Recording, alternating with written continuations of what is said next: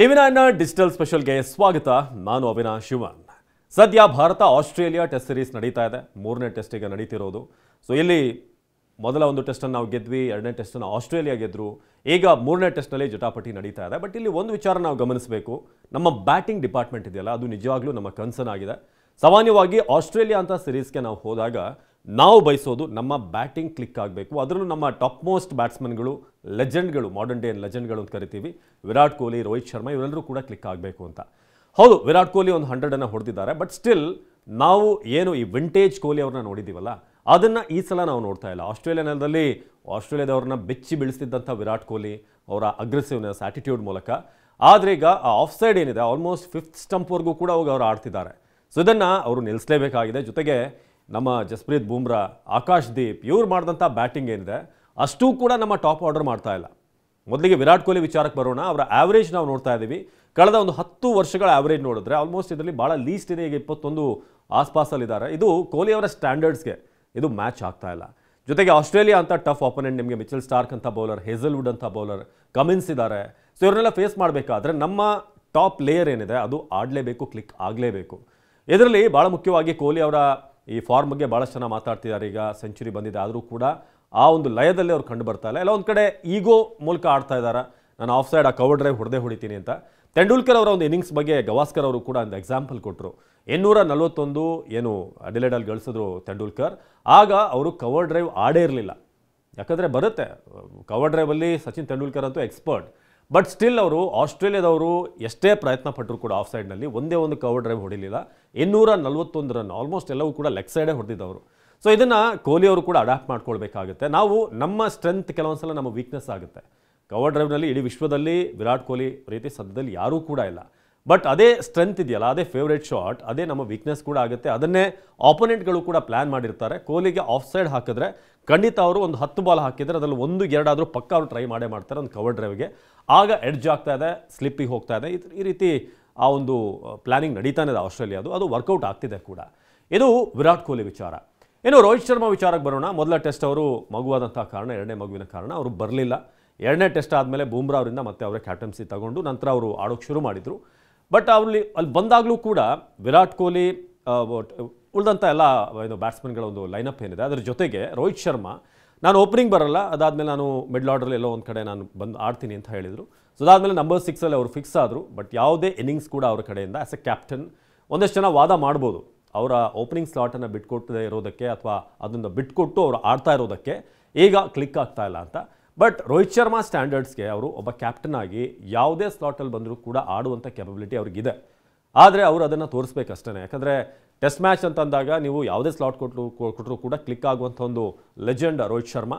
So ಏನು KL Rahul ವಿಚಾರಕ್ಕೆ ನಾವು ಬರಲೇಬೇಕು. KL ರಾಹುಲ್ ಭಾಳಷ್ಟು ಅವ್ರನ್ನ ಆ ಕಡೆ ಈ ಕಡೆ ಚೇಂಜ್ ಮಾಡಿದ್ದಾರೆ. ಅಂದರೆ any format, T20, one day ಇರ್ಬೋದು, ಟೆಸ್ಟಲ್ಲೂ ಕೂಡ ಅವ್ರನ್ನ ಮಿಡ್ಲ್ ಆರ್ಡ್ರಲ್ಲಿ ಆಡಿಸಿದ್ದಾರೆ. ಕೆಲವೊಂದು ಸಲ ಡ್ರಾಪ್ ಮಾಡಿ ಬೆಂಚಿಗೆ ಕಳಿಸಿದ್ದಾರೆ. ಓಪನಿಂಗ್ ಬಂದಾಗಲೂ ಕೂಡ ಓಪನಿಂಗ್ ಮಾಡಿದ್ದಾರೆ. ಕೀಪಿಂಗ್ ಗ್ಲೌಸ್ ಕೊಟ್ಟಾಗಲೂ ಕೂಡ ಕೀಪಿಂಗ್ ಕೂಡ ಮಾಡಿದ್ದಾರೆ. ಸೊ ಇಂಥ ಒಬ್ಬ ಪ್ಲೇಯರ್ ಅವ್ರನ್ನ ಭಾಳ ಮೂಲೆ ಗುಂಪು ಮಾಡುವಂಥ ಪ್ರಯತ್ನಗಳು ಕೂಡ ಆಯಿತು. ಬಟ್ ಸ್ಟಿಲ್ ಆಸ್ಟ್ರೇಲಿಯಾ ನೆಲದಲ್ಲಿ ಹೇಗೆ ಸ್ಟಾರ್ಕ್, ಕಮಿನ್ಸ್ ಹಾಗೆ ಹೇಸಲ್ವುಡ್ ಇವ್ರನ್ನ ಫೇಸ್ ಮಾಡಬೇಕು ಅಂತ ತೋರಿಸ್ಕೊಟ್ರು ಅವರು. ನೆನ್ನೆ ಆಡಿದಂಥ ಇನ್ನಿಂಗ್ಸ್ ಅಂತೂ ಅದ್ಭುತವಾಗಿತ್ತು. ಏಟ್ಗಳನ್ನು ತಿಂದರು, ಬೌನ್ಸರ್ಗಳು ಬಂದವು, ಆದರೂ ಕೂಡ ನೆಲ ಕಚ್ಚಿ ಆಡಿದ್ರು. ಅದನ್ನು ರಾಹುಲ್ ಅವ್ರನ್ನೇ ಕೇಳಿದಾಗ ಅವರು ಕೂಡ ಹೇಳಿದ್ದು, ಎಲ್ಲಿನ ಒಂದು ಸೀಕ್ರೆಟ್ ಏನಂತಂದರೆ ನನ್ನ ಬ್ಯಾಟಿಂಗ್ ಸ್ಟೈಲ್ ನಾನು ಏನು ಫಾಲೋ ಮಾಡ್ತಿದ್ದೀನಿ ಅಂತಂದರೆ ಸ್ಟಾರ್ಟಿಂಗ್ 25ರಿಂದ 30 ಓವರ್ ನಾವೇನಾದರೂ ಸ್ವಲ್ಪ ತಾಳ್ಮೆಯಿಂದ ಆಡಿದ್ರೆ, ತೀರಾ ಅರ್ಜೆನ್ಸಿ ಮಾಡಿದೆ ಆಫ್ ಸೈಡ್ ಬಾಲ್ಗಳಿಗೆ ಬ್ಯಾಟ್ ಹಾಕ್ತೆ ಆಡಿದ್ರೆ ಖಂಡಿತ 30 ಓವರ್ ಆದಮೇಲೆ ಬಾಲ್ ಸ್ವಲ್ಪ ಹಳೇದಾಗುತ್ತೆ, ನಾವು ಅಂದ್ಕೊಂಡು ಹಾಗೆ ಆಡ್ಬೋದು. ಸೊ ಆಮೇಲೆ ನಾವು ಕೂಡ ಒಳ್ಳೆ ಟಚ್ಚಲ್ಲಿರ್ತೀವಿ, ಬಾಲ್ ಚೆನ್ನಾಗಿ ಕಾಣ್ತಾ ಇರುತ್ತೆ. ಸೊ ಹಾಗಾಗಿ ನಾವು ಸ್ವಲ್ಪ ಟೈಮ್ ಸ್ಪೆಂಡ್ ಮಾಡಬೇಕಷ್ಟೇ. ಆರಂಭದಲ್ಲೇ ಆ ಥರ ಮಾಡಿದ್ರೆ ಖಂಡಿತ ವಿಕೆಟ್ ಹೋಗುತ್ತೆ ಅಂತ ಬೇರೆಯವ್ರಿಗೂ ಕೂಡ ಒಂದು ಮೆಸೇಜನ್ನು ಕೊಟ್ಟರು. ಸೊ ಅದನ್ನು ಅವರು ಫಾಲೋ ಮಾಡಿ ನೆನ್ನೆ ಒಂದು ಸೆಂಚುರಿ ಆಗಬೇಕಾಗಿತ್ತು, ಅದು ಕೂಡ ಮಿಸ್ ಆಯಿತು. ಬಟ್ ಸ್ಟಿಲ್ ನಮ್ಮ ರಾಹುಲ್ ದ್ರಾವಿಡ್ ಅವ್ರನ್ನ ನೆನಪು ಮಾಡಿದ್ರು. ಆ ರೀತಿಯಾಗಿತ್ತು ಅವರ ಆಟ. ಹ್ಯಾಟ್ಸ್ ಆಫ್ ಏನು KL ರಾಹುಲ್ ಅವರ ಆಟಕ್ಕೆ.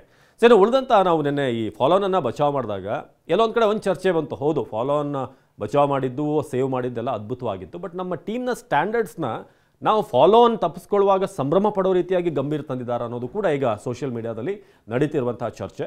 ಒಂದು ಫಾಲೋನ್ ತಪ್ಪಿಸ್ಕೊಂಡಾಗ ನಾವು ಸಂಭ್ರಮಿಸಬೇಕಾ ಅಂಥ ಒಂದು ಪರಿಸ್ಥಿತಿಗೆ ಟೀಮ್ ಇಂಡಿಯಾ ಬಂದಿದೆಯಾ ಅಂತ ಕೂಡ ಈಗ ಒಂದಷ್ಟು ಮಂದಿ ಹೇಳ್ತಿದ್ದಾರೆ. ಸೊ ಹಾಗಾಗಿ ನಾವು ನಮ್ಮ ಬ್ಯಾಟಿಂಗ್ ಕಡೆಗೆ ಕಾನ್ಸಂಟ್ರೇಟ್ ಮಾಡಲೇಬೇಕು.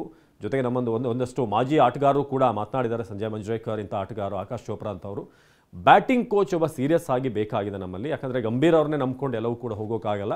ಒಬ್ಬ ಸೀರಿಯಸ್ ಆಗಿ ಬ್ಯಾಟಿಂಗ್ ಕೋಚನ್ನು ತರಬೇಕು. ಹೇಗೆ ಈ ಟೆಸ್ಟ್ ಆಸ್ಟ್ರೇಲಿಯಾ ಟೆಸ್ಟ್ ನೆಲದಲ್ಲಿ ಆಡಿರುವಂಥ ಪ್ಲೇಯರ್ ರಾಹುಲ್ ದ್ರಾವಿಡ್ ಅಂತ ಆಟಗಾರರು, ಲಕ್ಷ್ಮಣ್ ಹೇಗೆ ಆಡಿದರು, ಸೊ ಅಂಥ ಒಬ್ಬ ಬ್ಯಾಟಿಂಗ್ ಕೋಚ್ ಬೇಕು. ಇಲ್ಲೇ ಹೋದರೆ ಏನು ಸಮಸ್ಯೆ ಆಗ್ತಿದೆ ಅದನ್ನು ರೆಕ್ಟಿಫೈ ಮಾಡೋಕ್ಕೆ ಸಾಧ್ಯ ಆಗಲ್ಲ ಅಂತ. ಜೊತೆಗೆ ಯಂಗ್ಸ್ಟರ್ಸ್ ಕೂಡ ಜೈಸ್ವಾಲ್, ಗಿಲ್ ಆರಂಭದಲ್ಲಿ ಚೆನ್ನಾಗಿ ಆಡಿದ್ರು. ಆದರೆ ಗಿಲ್ ಕೂಡ ಏಷ್ಯಾದಲ್ಲಿ ಕಳೆದ 16 ಇನ್ನಿಂಗ್ಸ್, ಏಷ್ಯಾ ಬಿಟ್ಟು ಹೊರಗಡೆ ಆಡಿರುವಂಥ ಇನ್ನಿಂಗ್ಸ್ಗಳನ್ನು ನೋಡಿದ್ರೆ ಎಲ್ಲೂ ಕೂಡ ಅವರು 36 ರನ್ ದಾಟಿಲ್ಲ. ಕಳೆದ 16 ಇನ್ನಿಂಗ್ಸಲ್ಲಿ ಏಷ್ಯಾ ಖಂಡ ಬಿಟ್ಟು ಹೊರಗಡೆ ಆಡಿರುವಂಥ ಆಟದಲ್ಲಿ 36 ರನ್ನನ್ನು ಶುಭ್ಮಾನ್ ಗಿಲ್ ದಾಟಿಲ್ಲ. ಸೊ ಜೈಸ್ವಾಲ್ ಕೂಡ ಫಸ್ಟ್ ಟೆಸ್ಟಲ್ಲಿ ಚೆನ್ನಾಗಿ ಆಡಿದ್ರು, ರಾಹುಲ್ ಜೊತೆಗೆ ಒಳ್ಳೆ ಕಂಬ್ಯಾಕ್ ಮಾಡಿದ್ರು, ಫೈನ್. ಆದರೆ ಈಗ ಯಶಸ್ವಿ ಜೈಸ್ವಾಲ್ ಸ್ಟಿಲ್ ಆ ಒಂದು ಅಗ್ರೆಸಿವ್ ಇಂಟೆಂಟಿಂದ ಹೊರಗಡೆ ಬಂದು ಆಡಬೇಕಾ ಏನು ಅಂತ ಯೋಚನೆ ಮಾಡಬೇಕಾದಂಥ ಸಮಯ. Rishabh Pant ಹಿಟ್ಔಟ್ R get out, ಅವ್ರದ್ದೊಂಥರ lottery ಥರ, ಆಡಿದ್ರೆ ಸಖದಾಗಿ ಆಡ್ತಾರೆ, ಇಲ್ಲಾಂದರೆ ವಿಕೆಟ್ ಕೊಟ್ಟು ಹೋಗ್ತಾರೆ. ಅವ್ರನ್ನ ನಾವು ತೀರಾ ಈ ಬ್ಯಾಟಿಂಗ್ ಏನು ಸ್ಕ್ರೂಟ್ನಿ ಏನಿದೆ ಅದರಲ್ಲಿ ತರೋಕ್ಕಾಗಲ್ಲ. ಅವ್ರು ಆಡೋ ರೀತಿಯೇ ಹಾಗೆ, ಅನಾರ್ಥೋಡಾಕ್ಸ್ ಬ್ಯಾಟಿಂಗ್ ಬರುತ್ತೆ. But over all team India ಈಗ ಬ್ಯಾಟಿಂಗ್ ಬಗ್ಗೆ ಕನ್ಸರ್ನ್ ಮಾಡಲೇಬೇಕು. 3ನೇ ಟೆಸ್ಟ್ನ ಫಲಿತಾಂಶ ಏನೇ ಬರಲಿ, ಮುಂದಿನ 2 ಟೆಸ್ಟ್ನಲ್ಲೂ ಕೂಡ ನಮ್ಮ ಬ್ಯಾಟಿಂಗ್ ಕಡೆ ಕನ್ಸರ್ನ್ ಇರಲೇಬೇಕಾಗುತ್ತೆ. ಬೌಲಿಂಗ್ ವಿಚಾರದಲ್ಲಿ ಯಾವುದೇ ತೊಂದರೆ ಇಲ್ಲ. ಆಕಾಶ್ದೀಪ್, ಬೂಮ್ರಾ, ಸಿರಾಜ್ ಎಲ್ಲರೂ ಕೂಡ ಅದ್ಭುತವಾಗಿ ಬಾಲ್ ಮಾಡ್ತಿದ್ದಾರೆ. ಬಟ್ ಬ್ಯಾಟಿಂಗ್ ಅನ್ನೋದೇ ನಮ್ಮ ಒಂದು ದೊಡ್ಡ ಮೈನಸ್ ಪಾಯಿಂಟ್, ಅಥವಾ ನಾವೀಗ ರೀಥಿಂಕ್ ಮಾಡಬೇಕಾದಂಥ ಒಂದು ಸಂದರ್ಭ. ಸೊ ನೀವೇನು ಬದಲಾವಣೆ ಬಯಸ್ತೀರಾ ಮುಂದಿನ ಮ್ಯಾಚ್ನಲ್ಲಿ? ದೇವದತ್ ಪಡಿಕ್ಕಲ್ ಅಂತ ಆಟಗಾರ ಒಳಗೆ ಬರಬೇಕಾ? ಅಭಿಮನ್ಯು ಈಶ್ವರನ್ ದೇಸಿ ಕ್ರಿಕೆಟ್ನಲ್ಲಿ ಲೋಡ್ಸ್ ಆಫ್ ರನ್ ಗಳಿಸಿದ್ದಾರೆ, ಸೊ ಅವ್ರನ್ನೇನಾದರೂ ಟ್ರೈ ಮಾಡಬೇಕಾ?